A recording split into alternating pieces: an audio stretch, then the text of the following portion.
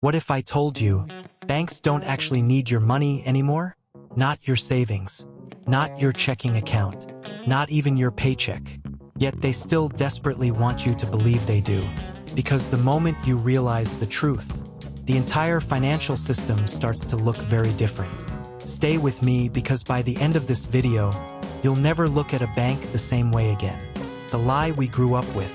For decades, Americans were taught a simple story. You deposit money.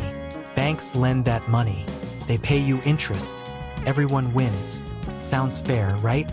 But that story is outdated. And today, it's dangerously misleading. Because modern banks are no longer powered by your money. They're powered by something far more powerful. Where banks really get money from. Let's break the illusion. When you put $1,000 into a bank doesn't lock it in a vault. In fact, they barely need it at all. Why? Because banks can now create money digitally through a process called credit creation.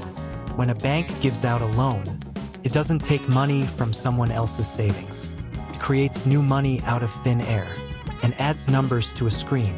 Your deposit is no longer the fuel. It's just decoration. The real backstop, the Fed. Here's the real safety net banks rely on. The Federal Reserve. If a bank ever runs short on cash, it doesn't call you, it calls the Fed. The Fed can instantly inject billions, even trillions, into the banking system. 2008, COVID, Silicon Valley Bank. Every time things collapse, the Fed prints. The banks survive. Your savings weren't the hero. The printer was. Why your money still matters, but not how you think. Now here's the twist. Banks don't need your money for lending, but they do need it for something else. Stability. Your deposits make banks look trustworthy. They help meet regulatory requirements.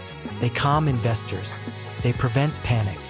Your money isn't fuel, it's confidence. And confidence is everything in banking. Why they pay you almost nothing. Ask yourself this. If banks needed your money, would they pay you 0.01% interest while charging you 20% on credit cards? Of course not. They don't compete for your savings because they don't depend on them. Your savings account is no longer a partnership. It's a marketing tool. Who really benefits from this system? Let's be brutally honest. This system was not designed for you. It was designed for large banks, corporations, financial institutions, asset holders. When new money is created, it flows first to those closest to the system. By the time it reaches regular people, prices are higher, assets are inflated, your purchasing power is weaker. That's not an accident. That's the design. Why this matters to you right now. This isn't just theory. This affects your life today. Your savings lose value to inflation. Housing becomes unaffordable. Debt grows faster than wages. The middle class shrinks.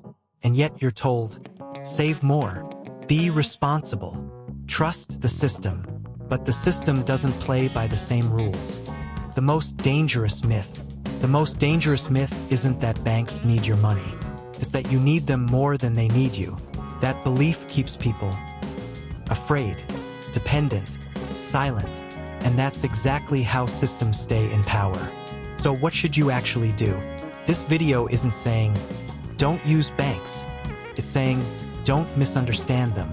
Banks are tools, not protectors. Smart people diversify assets, understand debt, question narratives, learn how money is actually created. Knowledge is leverage. Ignorance is expensive. The big realization. Once you understand this truth, something powerful happens. You stop blaming yourself for struggling in a system that was never neutral. You stop feeling ashamed. You start thinking strategically, and that's dangerous for them. Banks don't need your money anymore. They need your belief. And the moment that belief breaks, the rules change. If this video made you think, share it, because the most valuable currency today isn't dollars, it's understanding.